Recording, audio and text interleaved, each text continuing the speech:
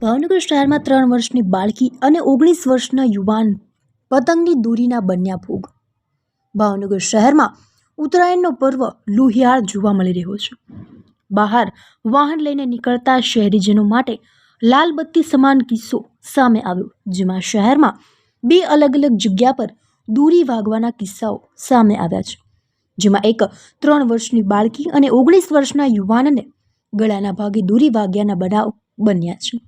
ગળાના ભાગે દોરી વાગી જવાના કારણે જાનવી બારૈયા નામની 3 વર્ષની દીકરીને ગંભીર ઈજા પહોંચી છે, જ્યારે 19 વર્ષીય યુવાન નિકુલ પરમારને ગળાના ભાગે દોરી બેસી જતા લોહી લુહાણ હાલતે ભાવનગરની સિવિલ હોસ્પિટલ ખાતે ખસેડવામાં આવ્યા હતા.